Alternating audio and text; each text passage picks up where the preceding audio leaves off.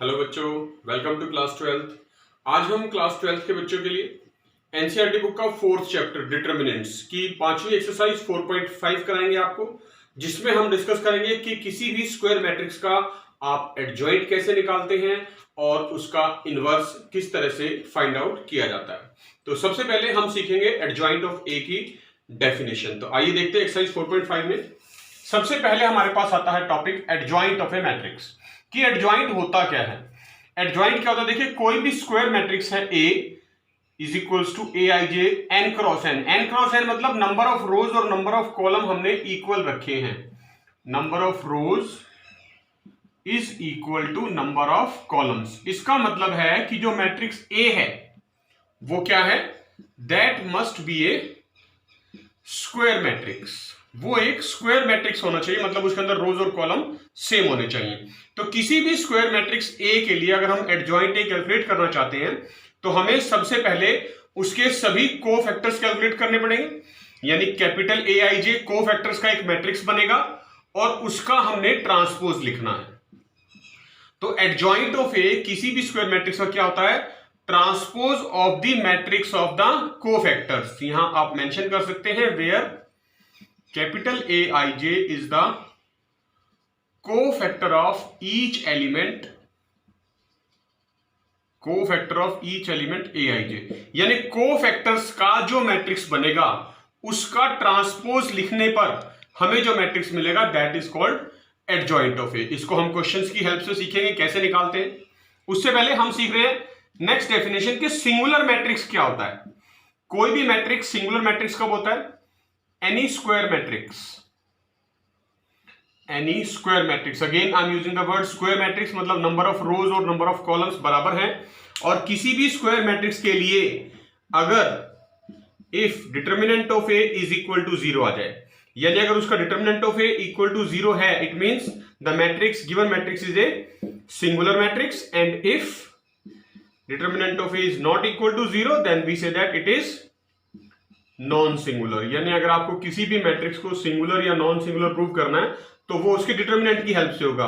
अगर determinant of A equal to 0 है तो वो एक सिंगुलर मैट्रिक्स होगा, और अगर determinant of A not equal to 0 है तो इसका मतलब वो नॉन सिंगुलर होगा। उसके बाद आएगा इनवर्स ऑफ ए मैट्रिक्स कैसे कैलकुलेट किया जाता है। Inverse of A matrix calculate करने के लिए देखिए ए इनवर्स जो है उसका फॉर्मूला बता रहे हैं 1 अपॉन डिटर्मिनेंट ए। यानी डिटर्मिनेंट ए तो होना ही चाहिए, और 1 अपॉन डिटर्मिनेंट ए का मतलब क्या है, यहां पर लिखा देखिए ये भी कंडीशन है साथ में मैंडेटरी है कि determinant of A not equal to 0 होना चाहिए, क्योंकि अगर यहां 1 अपॉन 0 हो गया तो वो नॉट डिफाइंड हो जाएगा, डिवाइड में है 1 अपॉन डिटर्मिनेंट ए। इसीलिए जो इनवर्स है वो सिर्फ और सिर्फ नॉन सिंगुलर मैट्रिक्स के लिए निकल सकता है। जो भी मैट्रिक्स सिंगुलर है उसका इनवर्स नहीं निकल सकता। नॉन सिंगुलर मैट्रिक्स का ही हम इनवर्स कैलकुलेट कर सकते हैं, और उसका फॉर्मूला है 1 अपॉन डिटर्मिनेंट ए और इनटू मल्टीप्लाई में एडजॉइंट ऑफ ए। यानी एडजॉइंट ऑफ ए की तो जरूरत पड़ने वाली है ही है हमें जब भी इनवर्स निकालने के लिए कहा जाएगा।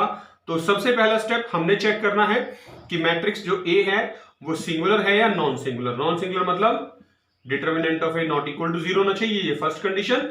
और उसके बाद हमें उसका एडजॉइंट ए निकालना है, तो उसके बाद यहां वैल्यूज पुट कर देंगे 1 upon determinant A into adjoint A. जो भी नया मैट्रिक्स मिलेगा that is called the inverse of A matrix. याद रखना है मैट्रिक्स का एडजॉइंट भी मैट्रिक्स होता है और इनवर्स भी एक मैट्रिक्स ही होता है। अब यही सारी चीजें हम वेरिफिकेशन करेंगे, इनकी इंप्लीमेंटेशन करेंगे, इनको डिफरेंट क्वेश्चंस में अप्लाई करके देखेंगे एक्सरसाइज 4.5 के साथ। देखिए एक्सरसाइज 4.5 का सेकंड क्वेश्चन डिस्कस कर रहे हैं हम। हमें मैट्रिक्स ए गिवन है 1 -1 2 2 3 5 -2 0 1। क्लियर है, देखिए स्क्वायर मैट्रिक्स है 3x3 ऑर्डर का। तो हमें इसका एडजॉइंट कैलकुलेट करना है। तो एडजॉइंट क्या होगा, एडजॉइंट ऑफ ए इस मैट्रिक्स का कैलकुलेट करने के लिए हमें सबसे पहले इसके कोफैक्टर निकालने हैं सारे के सारे। कोफैक्टर देखिए a1 1, सबसे पहले a1 1 निकालते हैं, यानी फर्स्ट रो फर्स्ट कॉलम के लिए। तो कोफैक्टर निकालने के लिए हमने आपको बताया था जो भी अगर सुफिक्स का सम इवन नंबर है तो पॉजिटिव साइन लगाते हैं। फिर कोफैक्टर निकलेगा a1 2, सुफिक्स का सम ऑड नंबर है तो नेगेटिव साइन के साथ वैल्यू आएगी। फिर आएगा cofactor a1 3, first row third column suffix का सम इवन नंबर है तो पॉजिटिव रहेगा। फिर आएगा A21 second row first column, suffix का सम ऑड नंबर है नेगेटिव साइन के साथ। फिर आएगा A22 second row second column, 2 + 2 4 यानी पॉजिटिव नंबर आएगा तो पॉजिटिव वैल्यू आएगी। फिर आएगा A23 second row third column, यानी दोनों का सम जो है वो एक ऑड नंबर है, ऑड नंबर है तो नेगेटिव साइन लगाएंगे। फिर आएगा A31 third row first column, यानी पॉजिटिव है, सम इवन नंबर है ना, यहाँ पर देखिए सुफिक्स का सम 3 + 1 4 इवन नंबर है तो पॉजिटिव वैल्यू लिखी जाएगी यहाँ पर। और A32 का मतलब होता है 3 + 2 5 यानी ऑड नंबर हो गया तो नेगेटिव साइन। और A33 third row third column के लिए जो कोफैक्टर आएगा अगेन वो भी पॉजिटिव। तो इस तरह से आपने कोफैक्टर्स की, ये इनिशियल साइन है जो सबने लगाने।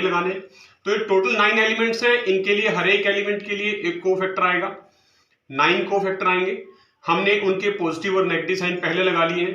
अब वैल्यूज कैलकुलेट करते हैं। देखिए A11 यानी फर्स्ट रो और ये फर्स्ट कॉलम आप छोड़ देंगे तो क्या करना आपने, इस 3 को 1 से मल्टीप्लाई करना है। 3 × 1 3 माइनस 0 × 5 0 यानी 3 - 0, तो आप डायरेक्ट वैल्यू लिख सकते हैं 3। तो फर्स्ट कोफैक्टर आ गया A11 3। सिमिलरली आपने A12 निकालना। A12 का मतलब है आपने फर्स्ट रो और ये सेकंड कॉलम छोड़ देना है। तो देखिए अब 2 को 1 से मल्टीप्लाई करेंगे 2 माइनस साइन, -2 को 5 से मल्टीप्लाई करेंगे -10 यानी 2 +10 यानी 12 आ गया। और यहां माइनस पहले से लगा हुआ है तो -12 बन गई A12 कोफैक्टर की वैल्यू। अब बात करेंगे फर्स्ट रो थर्ड कॉलम की। तो देखिए ये फर्स्ट रो है और ये थर्ड कॉलम अब आप छोड़ देंगे तो इसकी वैल्यू क्या आएगी। देखिए आपने अब 2 को 0 से मल्टीप्लाई करना है 0 माइनस साइन, और -2 को 3 से मल्टीप्लाई करना है तो -6। तो ये माइनस और ये माइनस +6 हो गया। तो A13 first row third column, यहां आप +6 लिख देंगे। ठीक है, ये हमारे पास पहली रो के तीनों एलिमेंट के 3 कोफैक्टर्स की वैल्यू आ गई है। अब बात करेंगे हम सेकंड रो फर्स्ट कॉलम की। सेकंड रो फर्स्ट कॉलम का मतलब है अब आपने सेकंड रो छोड़नी है, यानी ये रो छोड़नी है। सेकंड रो पहला सुफिक्स रो के लिए होता है, दूसरा कॉलम के लिए, और ये फर्स्ट कॉलम छोड़ देना है। तो क्या बचेगा, -1 को 1 से मल्टीप्लाई करना है, -1 × 1 -1 माइनस अपनी तरफ से, और 0 × 2 0। तो -1 - 0 कितना आएगा -1, और यहां माइनस पहले से लगा हुआ है तो -1 यानी +1 वैल्यू हो जाएगी। ठीक है, ये A21 आ गया। अब हम बात करेंगे A22 की, यानी सेकंड रो सेकंड कॉलम के लिए हमने कोफैक्टर की वैल्यू लिखनी है। तो ये सेकंड रो थी हमारे पास, ये हमने स्किप करनी है, और ये सेकंड कॉलम इस बार स्किप करेंगे तो क्या वैल्यू आएगी। देखिए ये 1 बचा, इस 1 को 1 से मल्टीप्लाई करेंगे इस तरह से, 1 × 1 माइनस अपनी तरफ से लगाना, फिर -2 × 2 -4, और 1 माइनस प्लस हो जाएगा, यानी 1 + 4 5। तो A22 second row second column वाला जो कोफैक्टर बनेगा उसकी वैल्यू 5 आई है, पॉजिटिव साइन पहले से लगा हुआ मतलब +5। देखिए A23 second row third column जब छोड़ रहे हैं, ये सेकंड रो ये थर्ड कॉलम छोड़ देंगे तो 1 को 0 से मल्टीप्लाई करेंगे, 1 × 0 0 आएगा, माइनस साइन अपनी तरफ से लगाना है। -2 × -1 का मतलब होता है +2, यानी 0 - 2 -2 आ गए यहाँ पर, और माइनस पहले से लगा है तो -2 यानी कि +2 वैल्यू आ गई। अब बात करेंगे थर्ड रो फर्स्ट कॉलम की। थर्ड रो फर्स्ट कॉलम का मतलब है आपने ये थर्ड रो को स्किप करना है और फर्स्ट कॉलम को स्किप करना है। तो देखिए ये थर्ड रो है और ये फर्स्ट कॉलम आपने स्किप कर दिया, तो जो एलिमेंट्स बचे हैं उनको मल्टीप्लाई करके लिखना है। -1 × 5, -1 × 5 कितना आता है, -5, माइनस अपनी तरफ से लगाएंगे, फिर 3 × 2 6, यानी -5 - 6 कितना हो गया -11। तो A31 जो हो गया आपका -11, तो ये -11 इसकी वैल्यू आ गई थर्ड रो फर्स्ट कॉलम के कोफैक्टर की। उसके बाद हम बात करेंगे A32 third row second column, ये सेकंड कॉलम इस बार छोड़ देंगे थर्ड रो के साथ हम, तो हमारे पास बचता है यहाँ 1 5, यानी 1 को 5 से मल्टीप्लाई करना है। 1 को 5 से जब आप मल्टीप्लाई करेंगे तो 5 लिखा जाएगा, माइनस अपनी तरफ से लगाना है, फिर इस 2 को 2 से मल्टीप्लाई करेंगे तो 4, यानी 5 - 4 1 आ गया। तो A32 जो है उसकी वैल्यू 1 आ जाएगी यहाँ पर, और माइनस पहले से लगा हुआ है तो ये -1 बन जाएगा। अब बात करेंगे लास्ट कोफैक्टर की A33, यानी थर्ड रो थर्ड कॉलम। तो ये देखिए, ये थर्ड रो ये थर्ड कॉलम छोड़ दिया, जो एलिमेंट्स बचे हैं 1 और 3 इनको मल्टीप्लाई करना है। 1 मल्टीप्लाई 3 कितना आएगा 3, माइनस अपनी तरफ से लगाना है 2 मल्टीप्लाई -1 -2, तो साइन चेंज होगा। देखिए 3 माइनस माइनस प्लस हो जाएगा, 3 + 2 5। तो ये हमारा लास्ट कोफैक्टर A33 जिसकी वैल्यू +5 आ गई है। अब हम लिखना चाहते हैं एडजॉइंट ऑफ A। तो जो एडजॉइंट ऑफ A है वो क्या होगा, ये जो कोफैक्टर निकले हैं इनको हम पहले ही रो वाइज लिखेंगे, जो इनकी पोजीशन है उसके हिसाब से। A11 3 है, A12 की वैल्यू -12 है, A13 की वैल्यू 6 है, A21 की वैल्यू 1 है, A22 5 है और A23 2 आया है। A31 की वैल्यू -11 है, A32 की वैल्यू -1 है और A33 की वैल्यू 5 है। ये कोफैक्टर का मैट्रिक्स आया है और इसका हमने निकालना है ट्रांसपोज। तो ट्रांसपोज हमने आपको थर्ड चैप्टर में निकालना सिखाया हुआ है कि जब भी आप किसी मैट्रिक्स का ट्रांसपोज लेते हैं तो आप क्या करते हैं, रोज और कॉलम को इंटरचेंज कर देते हैं। यानी कि ये जो फर्स्ट रो है ये अब फर्स्ट कॉलम बन जाएगी, तो ये आ जाएगा 3 -12 6। ये जो सेकेंड रो है 1 5 2, ये सेकेंड कॉलम बन जाएगा 1 5 2, और जो ये थर्ड रो है ये थर्ड कॉलम बन जाएगा -11 -1 5।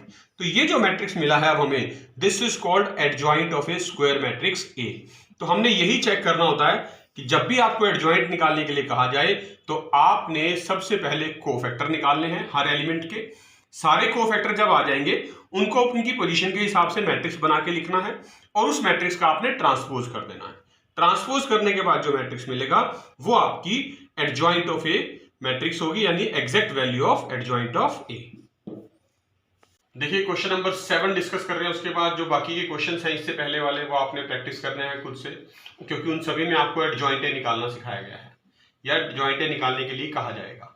अब हम शुरू कर रहे हैं 7th क्वेश्चन, जिसमें हमें कहा गया है फाइंड ए इनवर्स। तो ए इनवर्स निकालने के लिए हमें जो मैट्रिक्स ए गिवन है इसका हमें ए इनवर्स कैलकुलेट करने के लिए कहा गया। तो सबसे पहले हमें चेक करना है कि क्या इस मैट्रिक्स का इनवर्स एग्जिस्ट करेगा या नहीं करेगा। तो देयरफॉर उसके लिए हम कैलकुलेट करेंगे सबसे पहले डिटर्मिनेंट ऑफ ए। तो डिटर्मिनेंट ऑफ ए देखिए कैसे निकलता है। डिटर्मिनेंट ऑफ ए बना लेता हूं 1 2 3 0 2 4 0 0 5। तो डिटर्मिनेंट जब भी आप कैलकुलेट करते हैं और किसी भी एक रो में या कॉलम में या किसी भी एक पर्टिकुलर रो में दो एलिमेंट 0 हैं जब, तो आपको सिर्फ उसी से एक्सपेंड करने के लिए हमेशा प्रेफर किया जाता है। तो देखिए जैसे फर्स्ट कॉलम में दो एलिमेंट 0 हैं तो सिर्फ मैं यही एक एलिमेंट से एक्सपेंड कर दूंगा, यानी फर्स्ट रो और फर्स्ट कॉलम से, बस। उसके बाद बाकी के एलिमेंट्स लिखने की जरूरत नहीं पड़ेगी क्योंकि बाकी दोनों 0 हैं, 0 से मल्टीप्लाई होके सारा कुछ 0 हो जाता है। तो 1 हमारा कोफिशिएंट बनेगा इंटू 2 × 5 10 माइनस 0 × 4 0। तो क्या बचा 10 - 0 10 और मल्टीप्लाई 1 यानी कि 10 इज इक्वल टू 10 आ गया।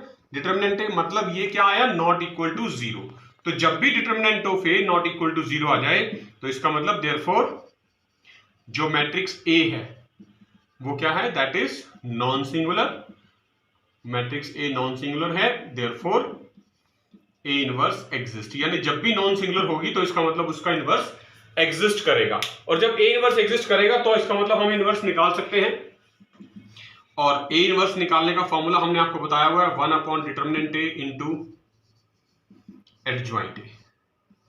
ये फॉर्मूला है ए इनवर्स कैलकुलेट करने का। देखिए इसमें हमने डिटर्मिनेंट ए जो था वो तो कैलकुलेट कर लिया, उसकी वैल्यू आ गई हमारे पास 10। अब सिर्फ क्या बचा है, एडजॉइंट ए हम निकालना चाहते हैं। और एडजॉइंट ए बिल्कुल सेम वही प्रोसीजर फॉलो करेंगे जो अभी हमने किया था पिछले क्वेश्चन में। कोफैक्टर निकालने हैं, 9 के 9 कोफैक्टर निकलेंगे क्योंकि 3/3 मैट्रिक्स है और हर एक एलिमेंट के कॉरेस्पॉन्डिंग एक कोफैक्टर निकलेगा।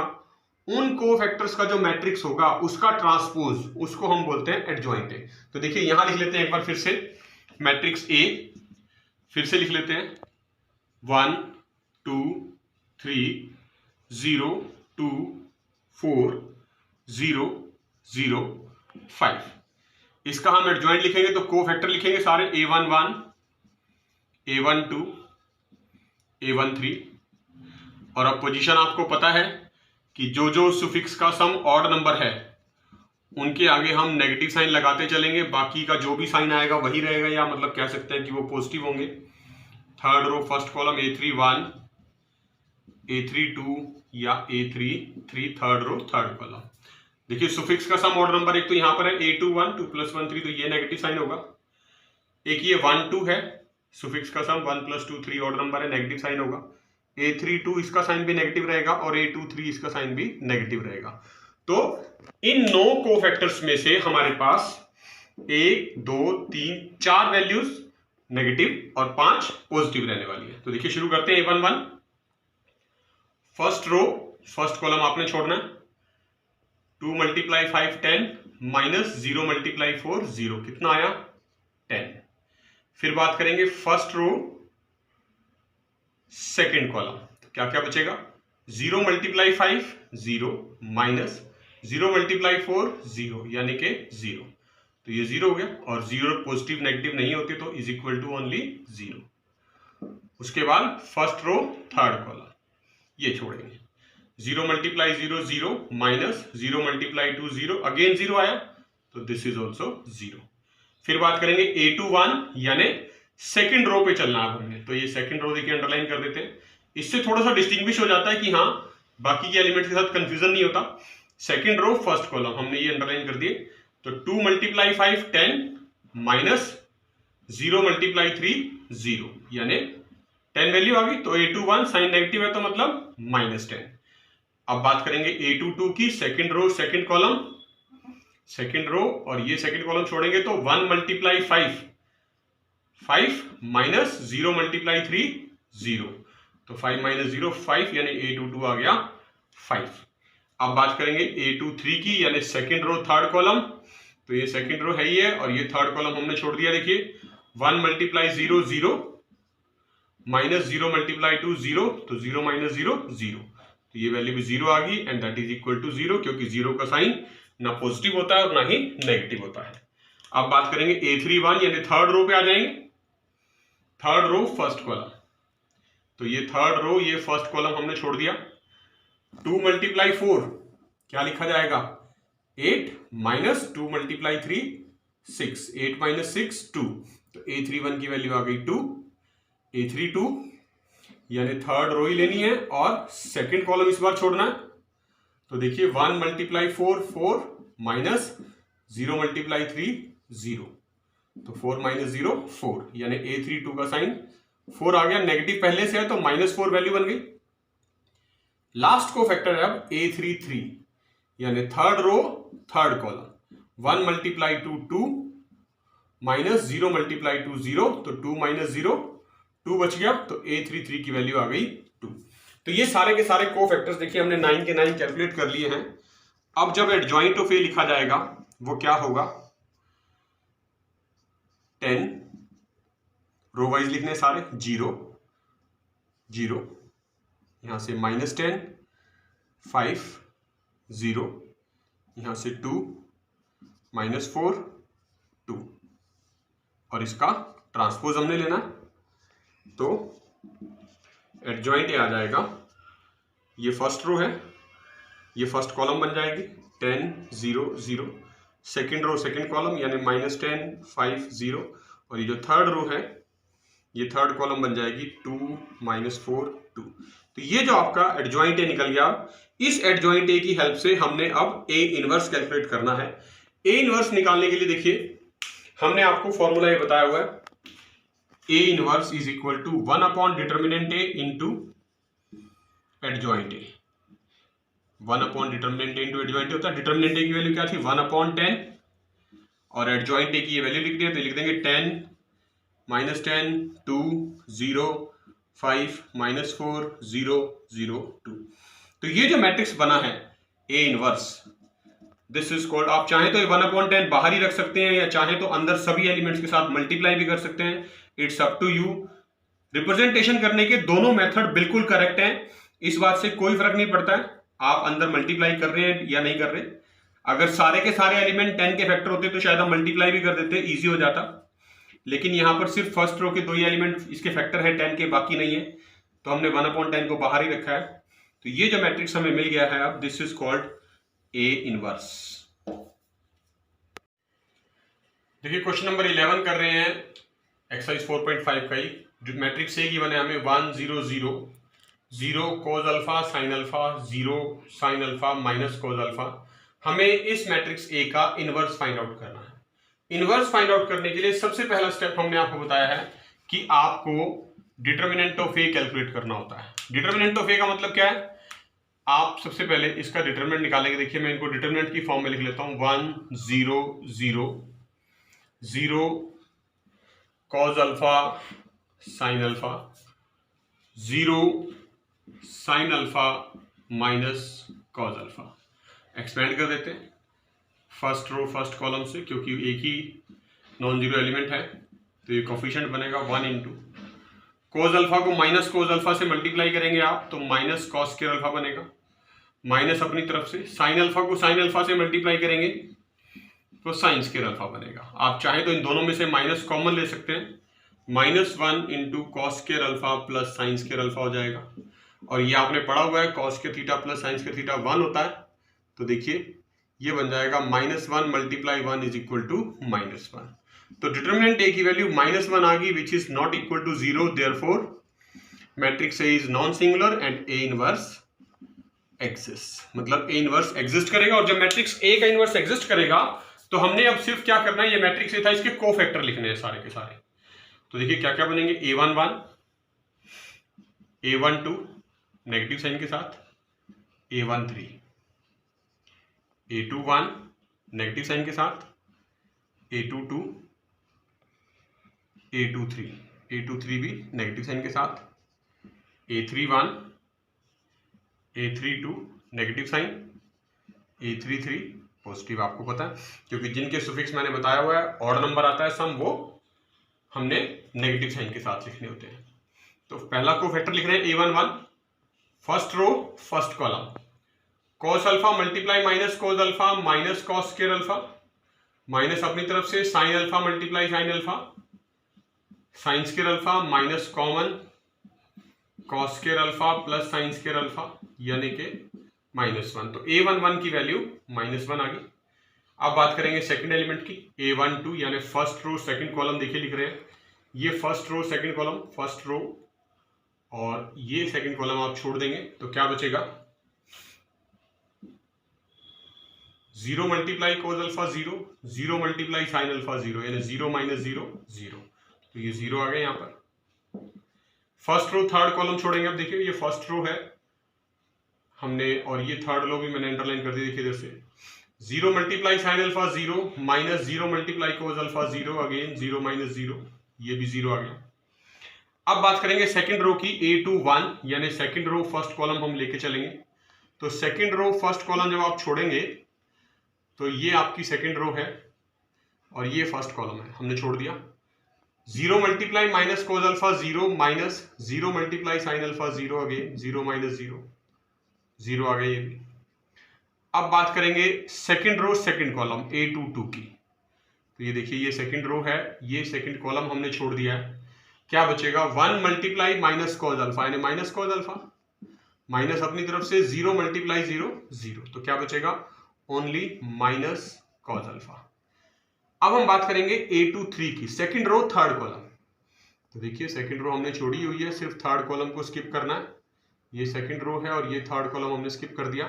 क्या बचेगा, 1 मल्टीप्लाई साइन अल्फा और 0 मल्टीप्लाई 0 माइनस 0 यानी साइन अल्फा की वैल्यू आ गई सिर्फ। तो ये माइनस पहले से लगा हुआ मतलब minus sine alpha. Let's come on to A31 third row first column पे चल रहे हैं। थर्ड रो फर्स्ट कॉलम में जब आप जाएंगे तो आपने थर्ड रो को अब अंडरलाइन कर देना, क्योंकि इसको हम छोड़ के चल रहे हैं और ये फर्स्ट कॉलम छोड़ के चल रहे हैं। तो क्या मिलेगा, देखिए 0 multiply sine alpha 0 minus 0 multiply cos alpha 0 यानी 0 वैल्यू आ गई, तो ये 0 आ गया। फिर बात करेंगे थर्ड रो सेकंड कॉलम की, यानी ये स्किप कर देंगे। अब 1 multiply minus cos alpha 1 multiply sine alpha, second row third row हमने छोड़ी हुई है तो 1 को साइन अल्फा से मल्टीप्लाई करना है, साइन अल्फा माइनस 0 मल्टीप्लाई 0 0। तो सिर्फ साइन अल्फा बचेगा यहाँ पर, नेगेटिव साइन पहले से है तो माइनस साइन अल्फा आ जाएगा।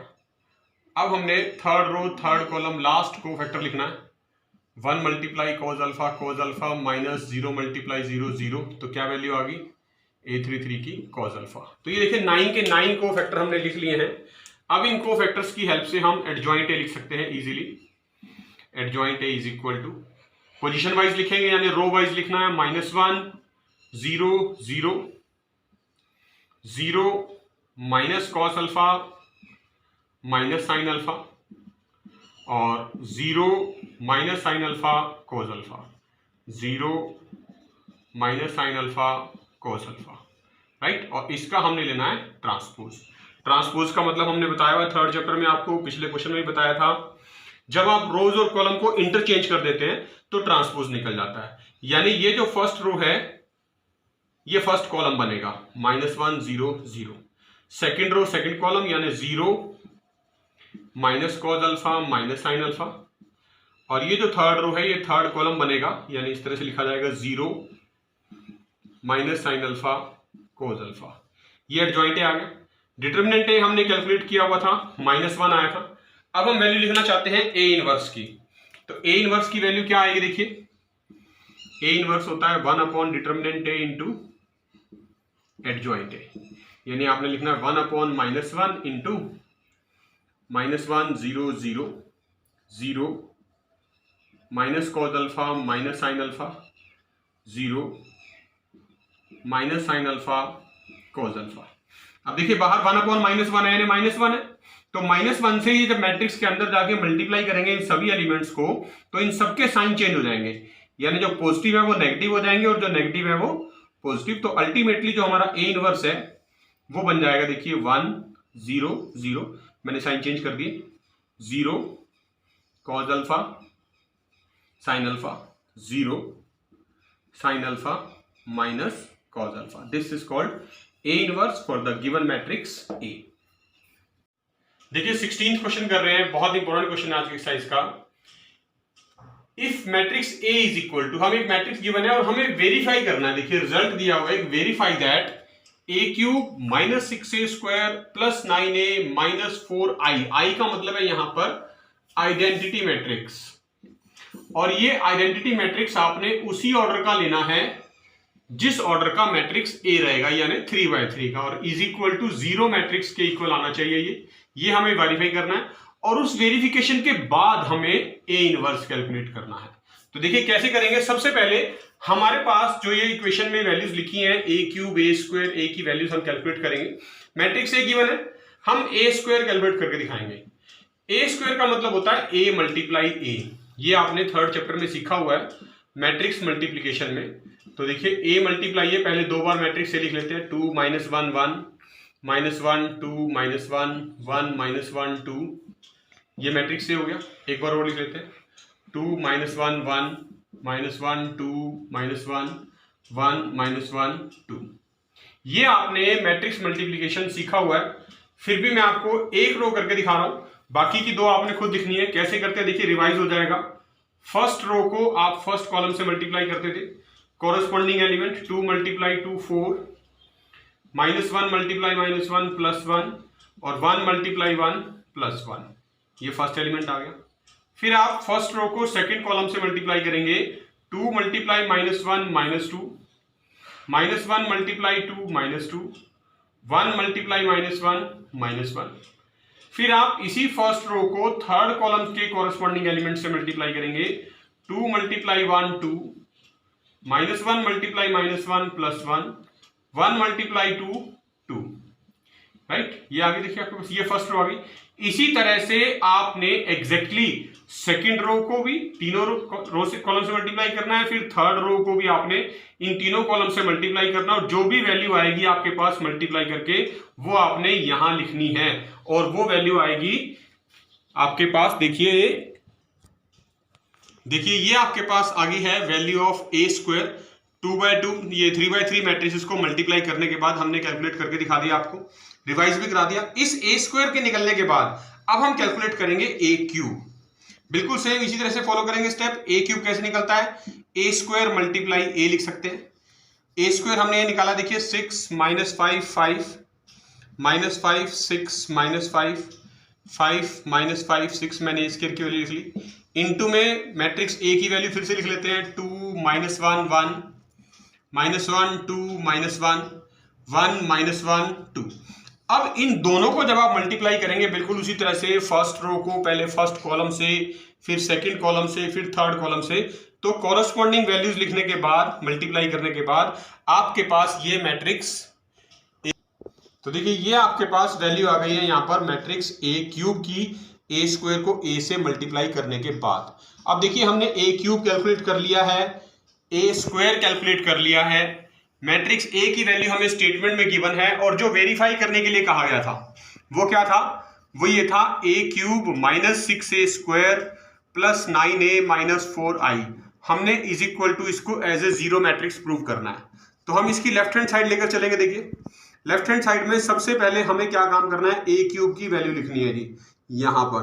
तो मैं ए क्यूब की वैल्यू लिख देता हूं। देखिए 22 -21 21 -21 22 -21 21 -21 22 -6 से मल्टीप्लाई करना, सारे एलिमेंट्स मल्टीप्लाई हो जाएंगे ए स्क्वायर के, तो ए स्क्वायर की वैल्यू लिख देते हैं 6 -5 5 -5 6 -5 5 -5 6 प्लस 9 ए की वैल्यू लिखनी है। मैट्रिक्स ए के सारे एलिमेंट्स को आपने 9 से मल्टीप्लाई करना है। तो 2 -1 1 -1 2 -1 1 -1 2 और फिर -4 इंटू आइडेंटिटी मैट्रिक्स। मैंने आपको बताया था थर्ड ऑर्डर का लेना है, क्योंकि मैट्रिक्स ए जितने ऑर्डर का होता है उतना ही ऑर्डर आइडेंटिटी मैट्रिक्स का भी होता है। ये सारी वैल्यू जब आपने सिंप्लीफाई करनी है, और जब आप इनको सिंप्लीफाई करेंगे तो ये सारा रिजल्ट जो है आपके पास एक जीरो मैट्रिक्स के इक्वल आ जाएगा, which is our right hand side. तो ये सिंप्लीफिकेशन आपने खुद करनी है, क्योंकि आपने ये चैप्टर 4-3 में सीखी हुई है।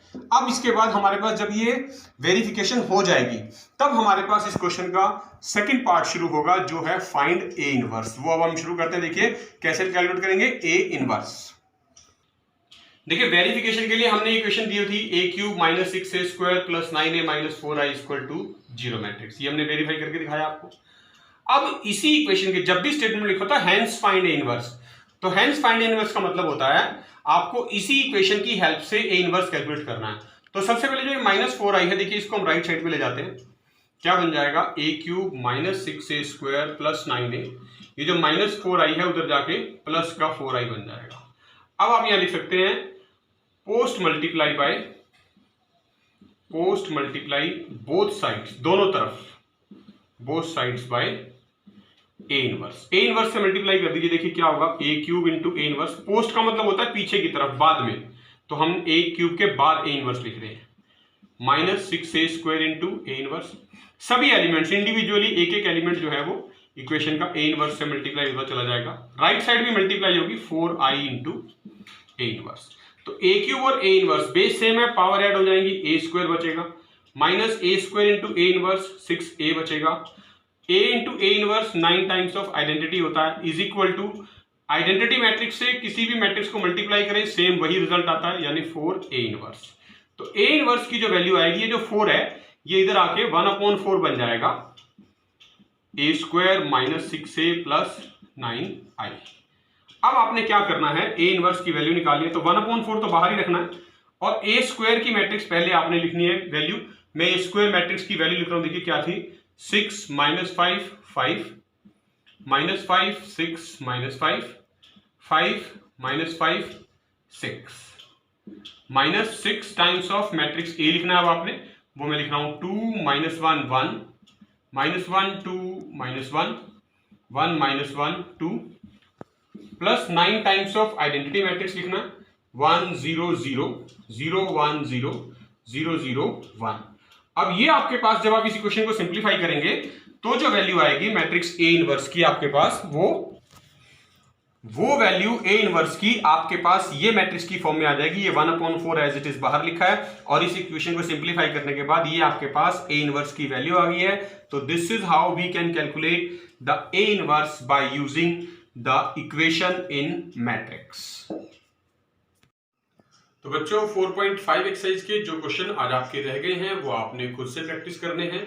वीडियो में जो मेथड्स आपको सिखाए गए हैं उन सबको ध्यान से सीखकर उनकी अच्छे से प्रैक्टिस करनी है और जो बचे हुए क्वेश्चन है उनको जरूर सिंप्लीफाई अपने आप से करना है और प्रैक्टिस करनी है। अगले वीडियो में हम आपको 4.6 एक्सरसाइज करवाएंगे जिसमें हम आपको सिखाएंगे साइमल्टेनियस लीनियर इक्वेशंस इन 3 वेरिएबल्स को मैट्रिसेस की हेल्प से आप किस तरह से सॉल्व कर सकते हैं। तब तक के लिए अपना ध्यान रखिए। Thank you.